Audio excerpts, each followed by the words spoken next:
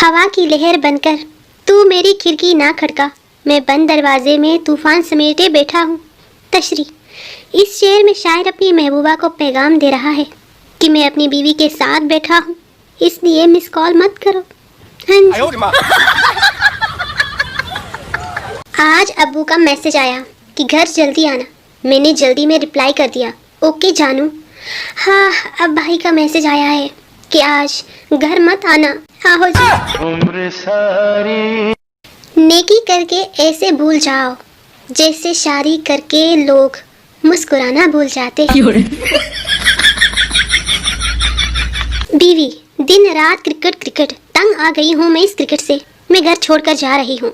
शौहर कमेंट्री के अंदाज में, पहली बार कदमों का बेहतरीन इस्तेमाल। आगे क्या हुआ ये आपको जानने की शायद जरूरत नहीं है, आप काफी समझदार हैं। पप्पू अपनी दादी से, दादी जान आपके दांत हैं? दादी, नहीं बेटा, वो तो कब के टूट चुके हैं। पप्पू, अच्छा तो फिर ये मेरे अखरोट अपने पास रख ले, मैं शाम को ले लूंगा। 200 रुपए मांगो तो 100 देती है, रोटी एक मांगो तो 2 देती है, इधर आओ नहीं मारूंगी ये बोल कर भी 2 देती है। बताओ जरा कौन है? बोलो बोलो। मरीज, मुझे रात को नींद नहीं आती। डॉक्टर, लेट के 2000 तक गिना करो, नींद आ जाएगी। अगले रोज वो मरीज डॉक्टर के पास दोबारा आया तो डॉक्टर ने पूछा कि मशवरे पर अमल किया? मरीज, जी किया था, बहुत मुश्किल काम है। 1000 तक पहुंचा तो नींद आने लगी, फिर कॉफी पी और 2000 पूरे किए। एक फौजी की बीवी ने मायके जाने की जिद की। फौजी ने कहा, सुबह फौजी तरीके से इजाजत मांगना। बीवी सुबह 8 बजे सलाम करते हुए बोली, मैं 1 माह के लिए मायके जाने की छुट्टी लेने आई हूँ, इजाजत दे दे सर। फौजी, ठीक है, पर तुमने अपना चार्ज किसको दे दिया है? बीवी, रहने दो, मुझे नहीं जाना है। उम्र सारी। एक दोस्त दूसरे दोस्त से, ये डॉक्टर पर्ची पर ऐसा क्या लिखते हैं जो सिर्फ मेडिकल स्टोर वाले ही समझ पाते हैं? दूसरा दोस्त, वो मेडिकल स्टोर वाले को लिखते हैं, हमने लूट लिया है, अब तुम भी लूट लो। एक आदमी मेडिकल स्टोर पर गया और बोला, मुझे जहर चाहिए। मेडिकल स्टोर वाला, मैं आपको उस वक्त तक जहर नहीं दे सकता जब तक आपके पास इजाजतनामा ना हो। आदमी ने उसे अपने 2 निकाहनामे दिखाए। मेडिकल स्टोर वाला, पप्पू पुत्र बड़ी बोतल दे पाइनू। शहरी लड़की की शादी गांव में हो गई। उसकी सास ने भैंस को चारा डालने का कहा, मगर उसके मुंह में जाग देखकर वो वापस आई। सास ने पूछा, क्या हुआ बहू, ऐसे ही वापस आ गई? बहू, बेस अभी ब्रश कर रही है माँ। मियाँ बीवी इकट्ठे फोत हो गए। मियाँ भूत बन गया और बीवी चुड़ैल। कुछ अरसे बाद दोनों का आमना सामना हुआ। बीवी, कितने अजीब लग रहे हो भूत बनकर। मियाँ, हाँ लेकिन तुम बिल्कुल नहीं बता। आए हाय फ्रेंड्स, क्या आप लोगों के साथ भी ऐसा होता है? कितना अनकंफर्टेबल होता है ये, जब तक दोनों बराबर ना हो, कसम से सुकून ही नहीं मिलता। मुझे तो मचमुची सी होती है। उम्र सारी। बेटा, मुझे गाड़ी की चाबी देना, मेरे कॉलेज में फंक्शन है, आज मैं गाड़ी पर जाऊंगा। बाप, वो क्यों जनाब? बेटा, 10 लाख की गाड़ी में जाऊंगा तो सब पर मेरा रौब पड़ेगा।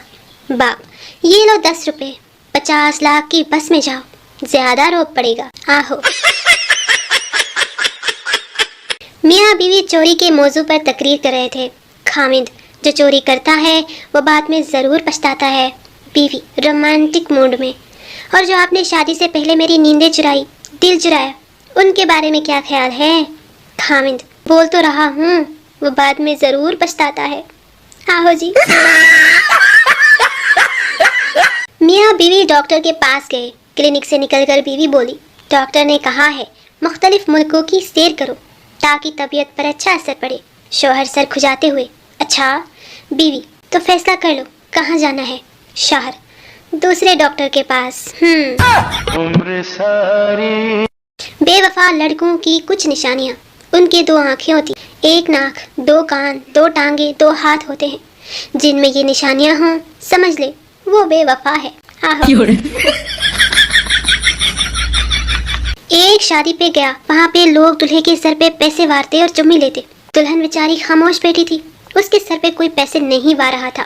मुझे बहुत तरस आया। मैंने दुल्हन के सर से पैसे वारे और चुम्मी ली। फिर मैंने उन्होंने बड़े लत्तर मारे। हाय, भलाई का तो जमाना ही नहीं रहा। No no no no. किसी को खोने का गम क्या होता है, ये कल रात पता लगा, जब मूंगफली का एक साबुत दाना छिलकों में गुम हो गया। आए हाय, आए हाय, ये दुख। जिंदगी में आगे बढ़ना चाहते हैं तो बड़े बड़े कदम चढ़कर तुरिया करो। आहो, बहुत आगे बढ़ोगे। सर्दी बढ़ जाने की वजह से चैनल में चाय का बंदोबस्त किया गया है। चैनल के सारे मेंबर्स एक एक कप उठा लो और एडमिन हजरात 2 कप ले सकते हैं। नोट, वीडियो ना देखने वाले हजरात दूर रहे, सेहत के लिए नुकसानकार है। बच्चा बाप से, अब्बू मर्द किसे कहते हैं? बाप, उस पावरफुल इंसान को जो घर पर हुकूमत करता है। बच्चा, बड़ा होकर मैं भी अम्मी की तरह मर्द बनूंगा। आहो। मैं तो चाहती हूँ सब कुछ भूल भाल कर नई जिंदगी शुरू कर लूँ, मगर वो लोग मानते ही नहीं जिनके मैंने उधार पैसे देने हैं। आज रात शदीद गरज चमक के साथ मेरी दुल्हाई का इम्कान है, क्योंकि मैंने सब्जी के पैसों से इंटरनेट पैकेज करवा लिया है। आहो। गोबर फेंकने के बहाने मिलने आ जाया करते थे। हाय, मोहब्बत के दुश्मनों ने भैंस ही बेच दी। पाकिस्तानी अवाम को मैच के लिए फख्र जमान और बारिश का शुक्रगुजार होना चाहिए, वरना बॉलर्स ने पूरी मेहनत की थी मैच को फाड़ने की। आज एक खबर पड़ी कि तुर्की में जब रिश्ते के लिए हाँ करनी हो तो चाय गिराई जाती है, जबकि हमारे यहाँ लड़के चाय, दूध, लस्सी, घर में पानी की टंकी तक गिरा देते हैं, मगर रिश्ता फिर भी नहीं होता जब तक लड़की दादा, दादी, नाना, नानी और फुप्पू को पसंद ना आए। आहो। बीवी के इंतकाल पर बावजूद कोशिश जब शौहर के आंसू ना निकले तो मैंने मशवरा दिया कि तसव्वुर करो कि वो वापस आ रही है। लिखने वाले लिखते हैं कि फिर शौहर की चीखें मरीख तक सुनी गई। एक जाती तहकीक के मुताबिक अगर फूंक करके फूंक मारे तो हवा ठंडी आती है और हा करने से गर्म आती है। बेशक चेक कर लें, फ्री बैठी थी, सोचा आप लोगों को भी काम पर लगा दूं। ये जो कहते हैं ना, फलक तक चल साथ मेरे, खुद पेट्रोल खत्म होने पर बाइक घसीटते हुए घर लाते हैं। वट्टे आए आशिक। पठान, आई एम गोइंग का क्या मतलब है? प्रोफेसर, मैं जा रहा हूँ। पठान, ऐसे तो तेरा बाप ही नहीं जा सकता, पहले मतलब बता। इतना सन्नाटा क्यों है भाई?